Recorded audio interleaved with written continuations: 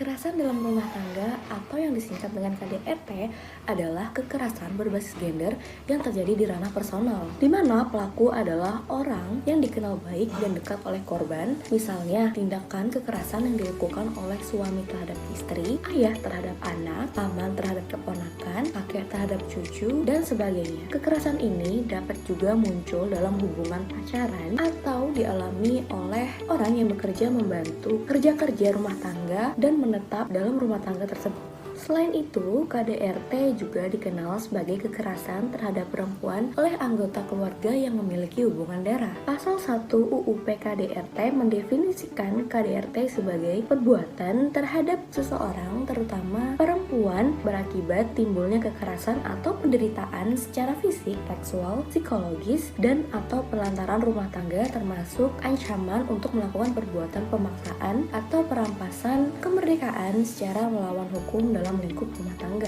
KDRT sudah ada dalam Undang-Undang Nomor 23 Tahun 2004 tentang penghapusan kekerasan dalam rumah tangga atau UU PDKRT sejak 18 tahun lalu dan telah diimplementasikan dalam pencegahan dan penanganan perempuan korban kekerasan.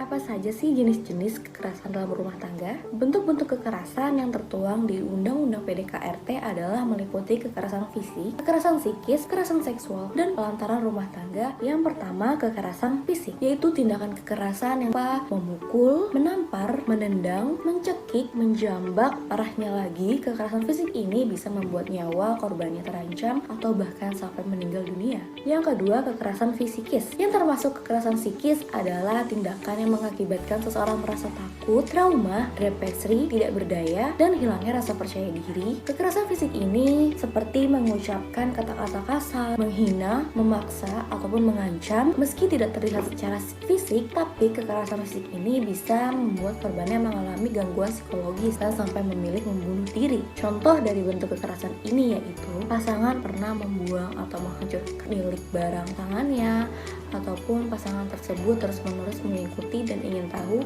keberadaan pasangannya. Yang ketiga itu adalah kekerasan seksual. Nah, jangan salah loh guys, meski sudah menikah bukan berarti seseorang bisa memaksa pasangannya untuk memenuhi kebutuhan biologisnya. Kekerasan seksual dalam rumah tangga meliputi kontak fisik seperti meraba, menyentuh organ intim, mencium, berhubungan seksual secara paksa, serta perbuatan lain yang menimbulkan rasa jijik, terhina, dan merasa dikendalikan. Parahnya, pemaksaan hubungan seksual ini dapat membuat pasangannya terluka ataupun cedera. Yang keempat adalah penelantaran rumah tangga. Banyak yang tidak tahu bahwa pelantaran rumah tangga sudah termasuk KDRT loh. Maksudnya?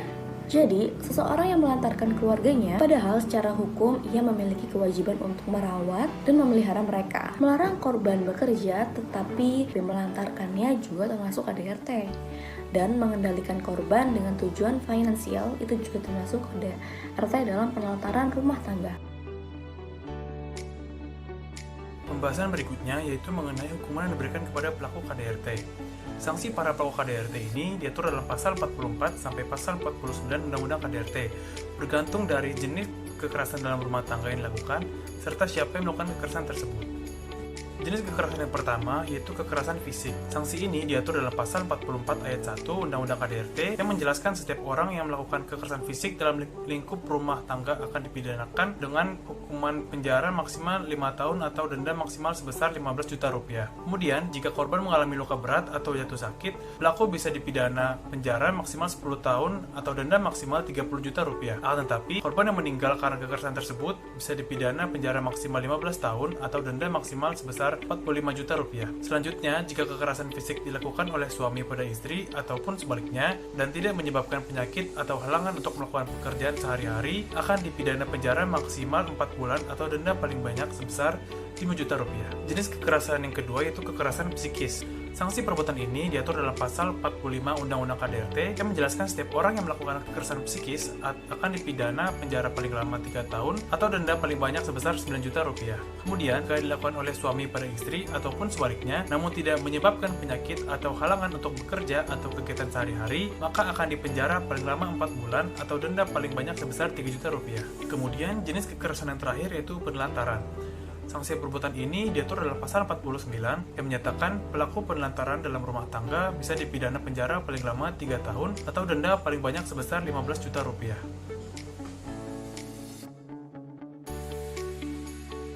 Selanjutnya, saya akan membahas mengenai peran Komnas HAM terhadap korban KDRT.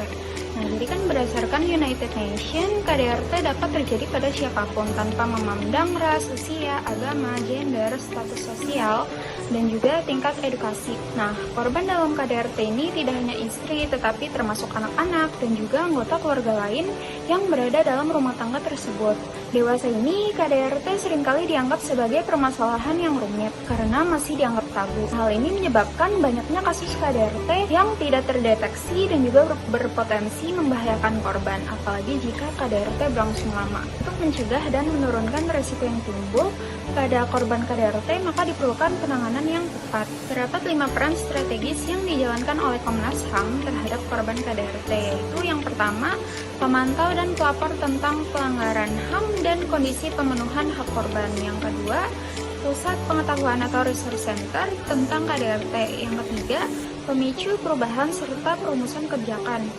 Yang keempat, negosiator dan mediator antara pemerintah dengan komunitas korban dan komunitas pejuang HAM dengan menitik beratkan pada pemenuhan tanggung jawab negara pada penegakan hak asasi manusia dan juga pada pemulihan hak-hak korban.